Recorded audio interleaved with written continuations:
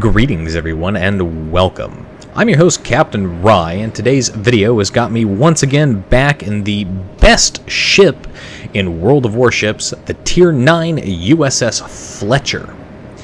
As the battle gets underway here, it's everybody's favorite map, Tears of the Desert, and everybody's favorite mode on everybody's favorite map, Epicenter on Tears of the Desert. And it's a Tier 10 maximum battle.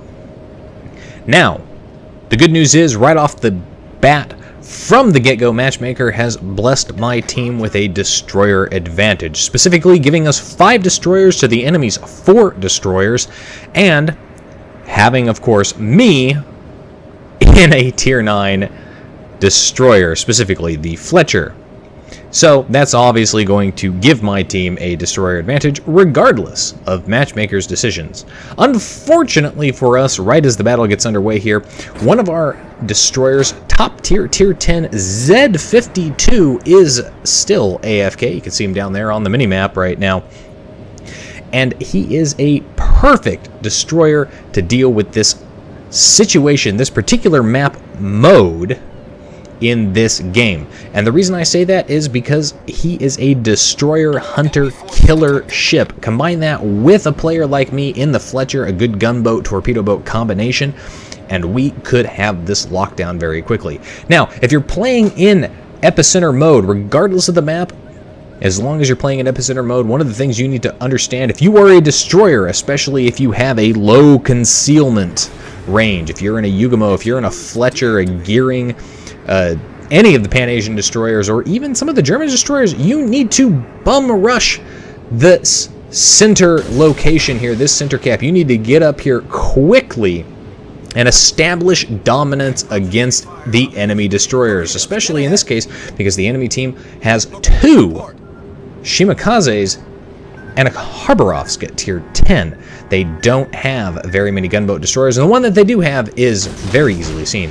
Now, I send torpedoes off down that channel up there because I figure that's where destroyers are probably going to pop up there. As I come around the corner there, I am very, very close to the enemy Neptune who pops up there. Had a set of torpedoes, popped them at him. He looked like he was slowing down, like he was going to pop a smoke screen there, so I fire off torpedoes. Hopefully I can hit him. Pop my smoke screen here as the enemy Shimikaze pops up here, but he's not the only Shimikaze. There's the second Shimikaze, so that's 2 of their 3 Tier 10 destroyers. Now the Kharbarovsk has popped up. Fortunately, he's not here in the central cap location. That's good for me because I cannot deal with the Kharbarovsk. Managed to connect 2 torpedoes on that Neptune in his smoke screen. He did exactly what I expected him. A little bit disappointed that I didn't have both sets, that I didn't reserve both sets, but I stand by my decision to fire off a set of torpedoes down there because you never know what you might catch. Now, because it's the Fletcher and I have the torpedo reload skill and the torpedo reload module, my torpedoes are back available again here, and I know there's at least 1 Shimikaze sitting in this smoke screen. I know there's another one sitting around here somewhere. So I'm kind of holding off. I'm waiting until my second set is available, but I don't want to wait too long. Get my torpedoes off and away here, and as I push up here, I'm detected. Not only am I detected, but here come a set of torpedoes here, so slam on the brakes, turn in, come on, torpedo beats, right there. Yes, a nice torpedo beats, but I am detected. That's one of the 2 enemy Shimikazes here. Now, between the 2 of them, since I'm the only one detected, they could theoretically cause me some serious problems, especially when you consider that they have a wall of skill heading towards me. So more torpedo beats here as the second Shimikaze pops up just outside of his smoke screen and he fires at me. It looks like he's going to get going forward, so I fire off a set of torpedoes here. I'm hoping I can knock out his engine as I shoot him. I'm going to get myself turned around here so that I'm not pushing in to an unknown situation, because I honestly don't know what's coming up there. Managed to take out that Shimikaze with a torpedo. That's my first kill of the game. The second Shimikaze, he's going to run away, and I'm not going to fire at him so that I can drop off detectability. But pay attention to the minimap here. If you haven't seen it yet, well, now you can. I am currently being detected. I'm not firing, but I'm still being detected, and that's by radar, and that's because there's a New Orleans within 8 kilometers of me.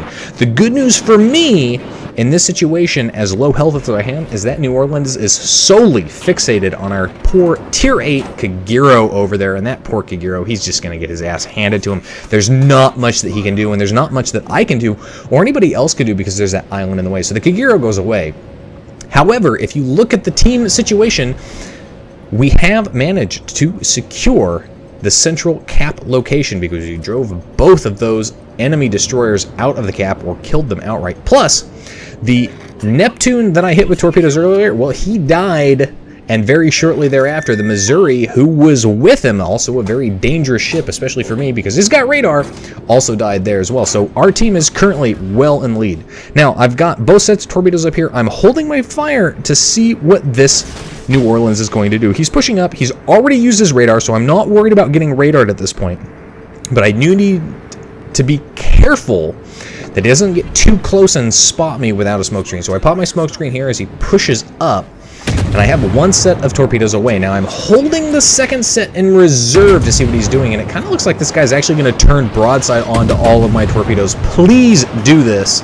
That would be great for me, but no, he sees them in the last seconds. He turns, does manage to avoid most of them, but he does get hit by one, so that's good. If we can set him on fire now or cause more flooding, this would be great. Now, he is pushing up very, very close to me. He is broadside on currently, so I'm trying to citadel him with my armor piercing, but he's a little too far away for that. Switch back over to the high explosive because he's maneuvering hard. He does dodge my second set, doesn't turn into them like he did with the first set. However, as he pushes up here, you'll notice that I've stopped firing, and this is because at this point, if I continue to fire, he will see me, and I am very, very low health in comparison to the rest of my teammates. The good news is the rest of my teammates have pushed up here, and this is a collaboration. You can see torpedoes coming in there. Those are from the Z-52. However, his torpedoes would have connected, but they don't quite reach there as our friendly Missouri takes out that New Orleans. A good collaborative effort to help keep your friendly destroyers alive, even if it is a random battle. You see a destroyer in distress like this, not able to shoot at an enemy cruiser because he's too close and he doesn't have the health to take him. Help him out, and that's what our Z-52 and our Shimikaze, both of those destroyers absolutely did their job here. They helped out, they pumped the rounds out, they distracted that New Orleans. They gave him multiple targets to shoot at. It wasn't me right in front of him in that smoke screen, and then it gave our Missouri an opportunity to put rounds on him. Now I've got another problem here, though. There are carriers in the game. They are only Tier 8 carriers, but still, this carrier player is going to prove himself quite competent, as we're going to see as this battle continues forward. So what I'm doing is I'm keeping myself in a position so that I can turn into the torpedoes there. More torpedo beats right between the two that managed to survive long enough to drop. Did put my anti-aircraft online to help assist taking out those planes. Now, I didn't get any aircraft kills, but I definitely assisted in those aircraft kills between me, the Z-52, the Shimikaze, and everybody else that was around me. We were able to take it out. At this point, the enemy team is down 5 ships, but my team is down 4 ships, and the enemy team still has 2 destroyers left, including their Harborovs and one of their Shimikazes, both Tier 10 destroyers, both very, very dangerous destroyers. But my team has 2 Tier 10 destroyers ourselves. We have a Shimikaze, we have a Z-52, and of course, they have me. Now, if you'll notice there, an enemy Montana briefly popped up there. He's popped up yet again. This is a little bit of a replay bug. I'm targeting him with my torpedoes so I can see what he's doing, and right now I'm not sure what he's going to do. So I fire off one set of torpedoes down the line here to see if I can hit him, or at the very least force him to do something, turn, whatever. And the friendly Z-52 is going to put more torpedoes down that line towards him as well.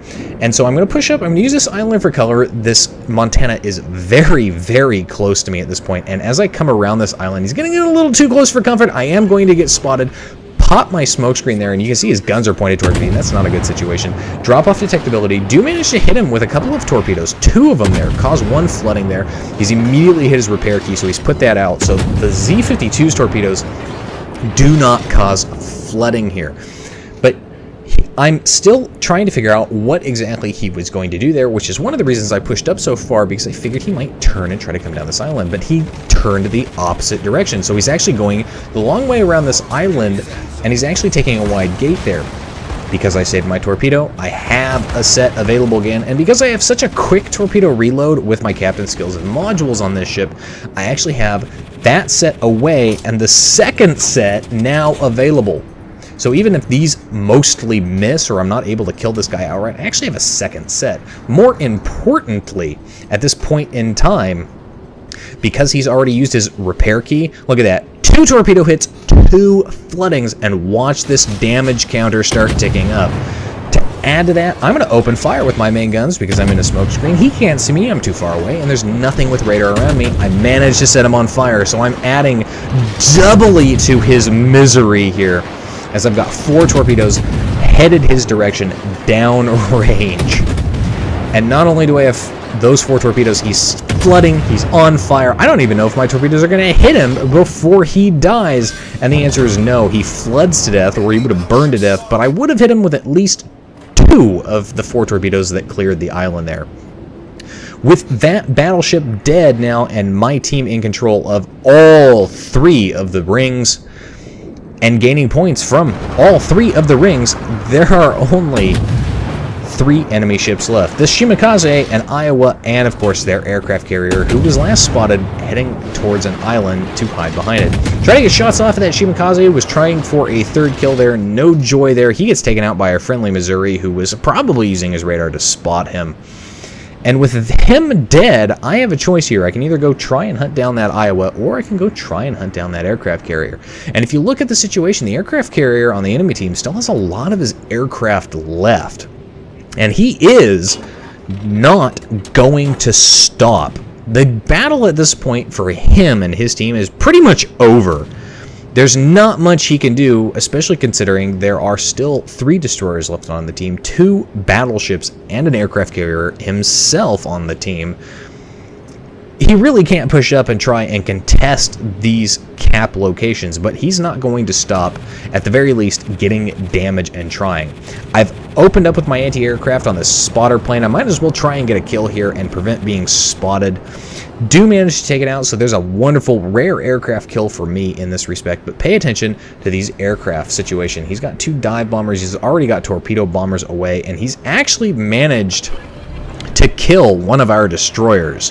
I think it was our Shimakaze he managed to take out. That's a big deal if you're a carrier and you manage to take out destroyers. A lot of XP doing that, but it also denotes your skill as a carrier player to be able to take out. At this point, if he wanted to, if he managed to connect 1 torpedo on me right in the center of my ship, he probably would kill me as well. But that's going to take a lot of effort, especially because I'm paying attention.